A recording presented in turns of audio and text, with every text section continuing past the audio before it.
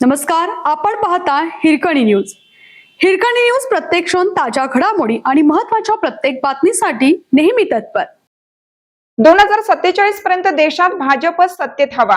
चंद्रकांत पाटील. सांगली मेळाव्यात मोठं विधान. सांगलीतील भाजप स्थापना दिन मेळाव्यात पालकमंत्री चंद्रकांत पाटील यांनी मोठं राजकीय विधान केलं आहे. 2047 पर्यंत भारताला जगात नंबर 1 बनवण्यासाठी भाजप सत्तेत हवा असं ते म्हणाले. याच वेळी मतदारसंघ पुनर्रचना आणि महिला आरक्षणावरही त्यांनी भाष्य केलं. सांगलीतील खरे सांस्कृतिक भवन येथे भाजप स्थापना दिनानिमित्त मेळाव्याचं आयोजन करण्यात आलं होतं. या मेळाव्यात बोलताना चंद्रकांत पाटील यांनी आगामी निवडणुकांच्या पार्श्वभूमीवर कार्यकर्त्यांना सज्ज राहण्याचे आवाहन केलं. मतदार याद्यांच्या विशेष सखोल पुनर्निरीक्षणाचा कार्यक्रम सुरू असून जिल्ह्यात लोकसभा आणि विधानसभा मतदारसंघाची संख्या वाढणार असल्याचं त्यांनी स्पष्ट केलं. तसेच पुढील निवडणुकांमध्ये 33% महिला आरक्षण लागू होणार असल्यामुळे त्यानुसार नियोजन करण्याच्या सूचनाही त्यांनी दिल्या.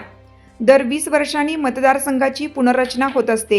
यानुसार विधानसभेच्या मतदारसंघाची संख्या 288 वरून सुमारे 350 पर्यंत तर लोकसभेची संख्या 543 वरून 650 पर्यंत वाढण्याची शक्यता असल्याचं पाटील यांनी सांगितलं. दरम्यान या मेळाव्यात भाजपमधील अंतर्गत नाराजीही समोर आली. 4 आमदारांपैकी केवळ एकच आमदार उपस्थित होता, तर अनेक नगरसेवक आणि पदाधिकारी अनुपस्थित राहिल्याने पक्षातील एका गटाचा बहिष्कार असल्याची चर्चा रंगली. आपल्या हिरकणी न्यूज चॅनलला लाईक करा, शेअर करा आणि सबस्क्राईब करायला विसरू नका आणि रहा अपडेट.